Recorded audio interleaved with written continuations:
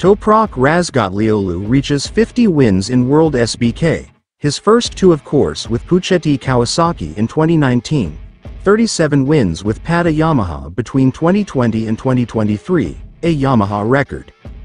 And now his 11th win at most for BMW new record. He is dominating proceedings.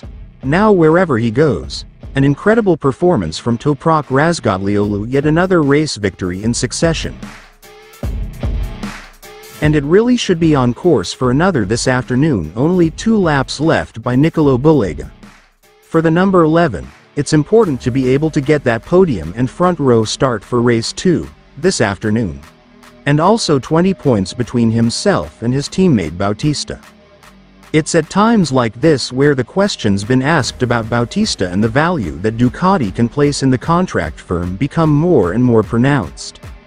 And certainly you'd have to think for Alvaro Bautista, when everyone's asking the question of whether or not he'd be back next year. He said it's about whether he's enjoying this time in the bike.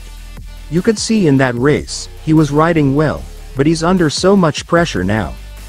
The reason he's under pressure, Bulega is obviously doing well, but Toprak moved the game on so much with his overall race times, being 10 seconds faster than anything we saw last year.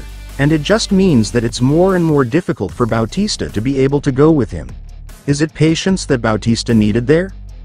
It would be very harsh for Bulega, but you wouldn't be surprised if questions get asked about it. But as it was good podium for those consistent pace all the way through, obviously able to take advantage of that Bautista crash. The reigning WorldsbK champion crash though is so costly, because he's gonna qualify all the way down. He'll be on the 4th row of the grid now for race 2, this afternoon. And this the problem for Alvaro Bautista. All of those mistakes. They keep getting compounded and he keeps falling, that little bit further back from his teammate Bulega. It's the kind of error that's only produced because he's got a really competitive teammate this season. In the past, he perhaps has had more of a margin of Michael Ruben Rinaldi previously, therefore able to dominate. Should he have been looking at one of the other areas on the track to try and force his way through, or was turn 1 the right gamble there from Bautista?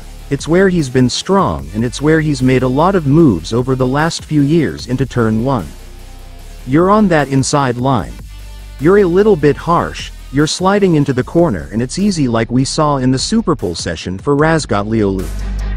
From when he had his little run over the inside carbon at a massive moment. If you're just that little bit too tight through there, it creates the crash similar to what we saw for Loads in yesterday's race. Well, it's a really small mistake that has a big penalty.